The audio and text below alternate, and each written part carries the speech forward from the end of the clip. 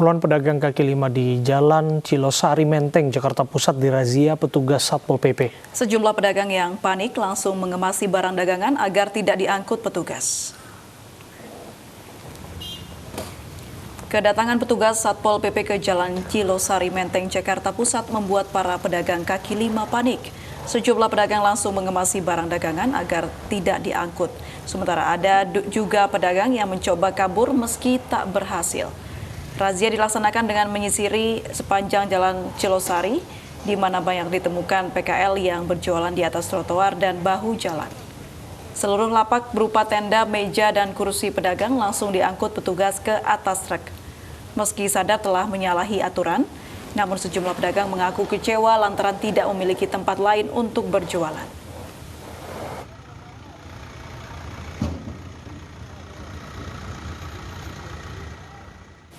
Pemirsa, kebijakan ganjil genap di 25 ruas jalan di DKI Jakarta kembali diberlakukan. Namun hingga hari terakhir sosialisasi ganjil genap masih ada kendaraan pribadi yang melanggar aturan.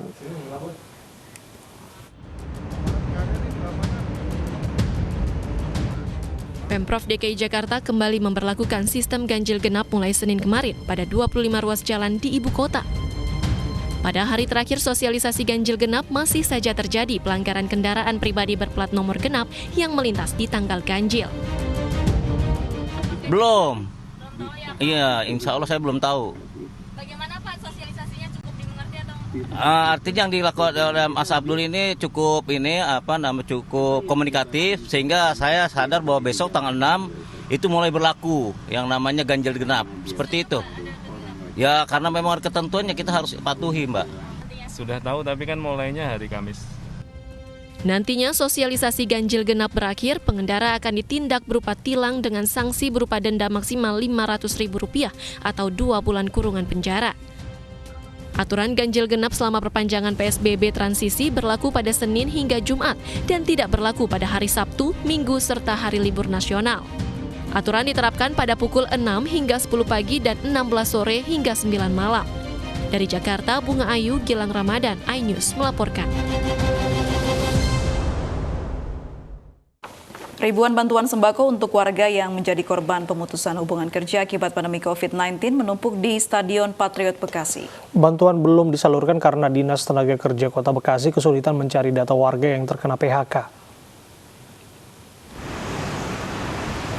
Sudah 2 bulan bantuan paket sembako untuk warga yang kehilangan pekerjaan akibat pandemi COVID-19 menumpuk di Stadion Patriot Candrabaga Bekasi, Jawa Barat, yang juga kantor gugus COVID-19 di Kota Bekasi. Dinas Tenaga Kerja Kota Bekasi dan instansi lainnya kesulitan mencari data warga yang berhak mendapatkan bantuan dari berbagai pihak. Menurut Disnaker Kota Bekasi, pembagian bantuan harus melalui Serikat Pekerja Kota Bekasi, sementara hingga kini baru 1.266 buruh korban PHK yang mengambil bantuan melalui Serikat Pekerja. Melalui para ketua DPC Serikat yang ada di Kota Bekasi, dasarnya seperti itu, dan meminta kepada Serikat untuk memohon kepada Wali Kota untuk pemanggilannya. Pada saat dia memohon diverifikasi oleh Dinas Tenaga Kerja apakah yang kita verifikasi sesuai dengan data yang ada di Dinas Tenaga Kerja, sehingga itu yang nanti kalau sudah terverifikasi itu yang nanti langsung, kalau sudah terverifikasi itu langsung bisa diambil di stadion, sehingga bukan kita melamakan tapi prosesnya. Karena yang ter-PHK juga kan ada yang dari bulan Maret. Setelah 2 bulan tutup, Rumah Sakit Umum Daerah Kota Depok, Jawa Barat kembali dibuka. Pembukaan kembali pelayanan kesehatan dengan menerapkan protokol penanganan COVID-19 yang ketat. RSUD Kota Depok kembali membuka layanan rawat inap untuk umum atau pasien non-COVID-19. Dibukanya kembali layanan didasari menurunnya angka positif COVID-19 di Kota Depok. Pihak rumah sakit menyiapkan sejumlah protokol kesehatan COVID-19 yang ketat saat melayani pasien. Pihak rumah sakit menyiapkan 91 tempat tidur untuk pasien umum yang tersebar di beberapa lantai rumah sakit. Sejumlah akses pun dibatasi antara pasien COVID dan pasien umum untuk memastikan tidak adanya penyebaran COVID-19. Yang 12 itu di lantai 7 atau di sini di lantai 7 itu ada 2. Pemirsa, Pengadilan Negeri Jakarta Barat ditutup sementara setelah satu pegawainya dinyatakan positif COVID-19. Sejumlah agenda sidang pun ditunda. Pengadilan Negeri Jakarta Barat ditutup selama 1 pekan sejak Senin kemarin hingga Senin mendatang 10 Agustus 2020. Penutupan dilakukan setelah satu pegawai pengadilan terpapar COVID-19. Selama penutupan, gedung pengadilan akan disterilkan secara berkala. Sementara itu, akibat penutupan, seluruh agenda sidang ditunda, termasuk sidang kasus terorisme dan kasus narkoba dengan terdakwa artis Lucinta Luna.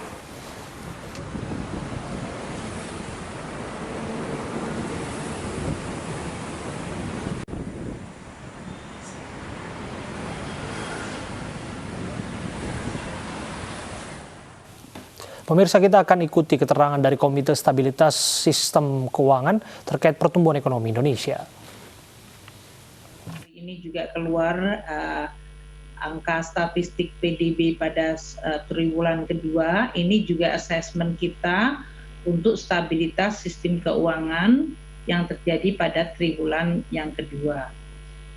Seperti diketahui bahwa kondisi pandemi COVID sangat mempengaruhi ekonomi dan stabilitas sistem keuangan kita.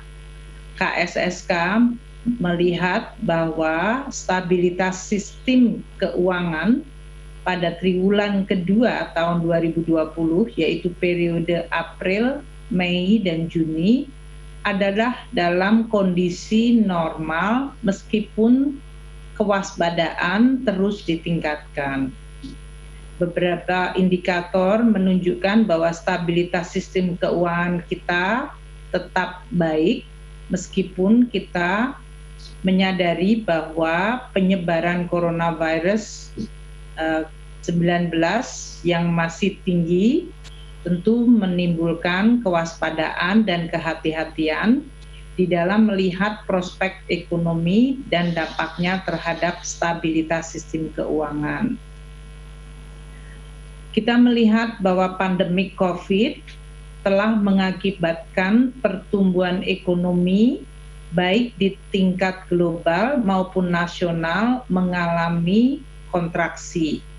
Dan kontraksi serta koreksi pada pertumbuhan ekonomi global maupun nasional mulai terlihat terutama pada kuartal kedua ini.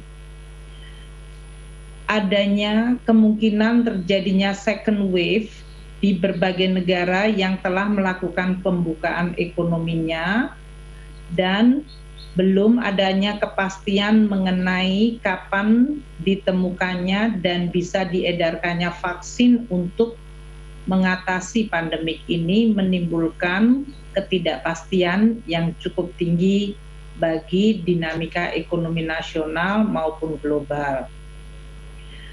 Pada level global, berbagai lembaga internasional telah melakukan koreksi dari proyeksi ekonomi global secara sangat tajam. Untuk IMF, mereka memperkirakan pertumbuhan ekonomi global akan terkontraksi pada tingkat minus 4,9%. Dan nanti pada bulan Oktober, IMF akan mengeluarkan proyeksi yang terbarunya untuk tahun 2020. Bank Dunia juga melakukan koreksi dari pertumbuhan ekonomi global menjadi minus 5,2% untuk tahun 2020. Sedangkan OECD memberikan proyeksi dalam rentang antara minus 7,6% dan minus 6%.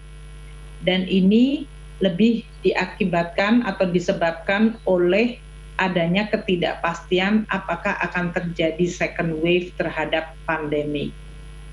Namun semuanya menunjukkan bahwa proyeksi ekonomi global mengalami koreksi yang sangat tajam. Untuk perekonomian Indonesia, kita melihat bahwa pada kuartal pertama pertumbuhan ekonomi nasional juga sudah mulai merasakan dampak dari COVID-19 ini. Ini disebabkan karena pada kuartal 1 salah satu ekonomi terbesar di dunia yaitu RRT mengalami kontraksi yang sangat tajam yaitu minus 6,8%.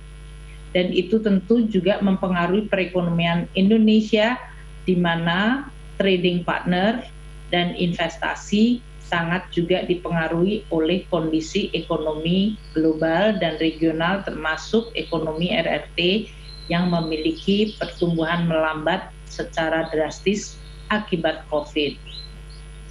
Pertumbuhan ekonomi Indonesia pada kuartal pertama adalah 2,97%. Dan ini menunjukkan bahwa pandemik COVID, terutama yang mulai diumumkan pada bulan Maret, telah mempengaruhi aktivitas ekonomi nasional kita. Kita baru saja mendengar dari BPS pagi ini bahwa untuk pertumbuhan triwulan kedua perekonomian mengalami kontraksi sebesar minus 5,32%. Ini jauh lebih rendah dibandingkan tahun lalu di mana triwulan kedua kita mampu mencatatkan pertumbuhan 5,05%. Kegiatan ekonomi mengalami penurunan cukup tajam pada periode April dan Mei. Namun kita melihat pada bulan Juni sudah terjadi adanya pembaikan atau pembalikan dari tren dan ini kita harapkan akan bisa dijaga pada kuartal yang ketiga. Namun memang penerapan PSBB yang memang berjalan secara cukup meluas pada bulan akhir Maret sudah mempengaruhi perekonomian kita pada bulan April dan Mei secara sangat dalam. Langkah-langkah yang dilakukan oleh otoritas fiskal moneter dan dalam hal ini dari sisi sektor keuangan oleh OJK dan LPS terus-menerus memperhatikan dinamika ekonomi tersebut dan potensi dampaknya terhadap stabilitas sistem keuangan kita. Kita terus melakukan di dalam forum KSSK, selain melihat dan menganalisa data yang ada, kita bersama-sama terus memformulasikan dan mendesain kebijakan untuk bisa meminimalkan dampak negatif dari pandemik COVID-19 terhadap kegiatan ekonomi maupun terhadap sektor keuangan, dan akan terus bersama-sama memformulasikan kebijakan apabila diperlukan perubahan-perubahan seiring dengan perkembangan yang terjadi di ekonomi maupun di sektor keuangan. Untuk itu, saya akan memberikan kesempatan pertama pada Bapak Gubernur Bank Indonesia untuk menyampaikan aspek-aspek dari sisi moneter maupun makroprudensial yang telah kita lihat selama triwulan kedua dan bagaimana kita akan mengelola ke depan. Pak Gubernur, silakan Bapak. Terima kasih. Bakal calon wali kota Surakarta Gibran Rakabuming Raka menemui Ketua Umum PDI Perjuangan Megawati Soekarno Putri hari ini. Sesaat lagi di iNews Sore.